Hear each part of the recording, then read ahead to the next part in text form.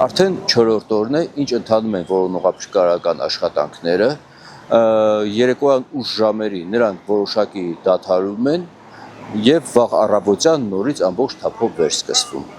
Այս պահին որոնողապաշտպանական աշխատանքներին ներգրավված են մեծաթիվ քանակությամբ փրկարար ծառայողներ, ոստիկաններ, կամավորներ, ինչպես նաև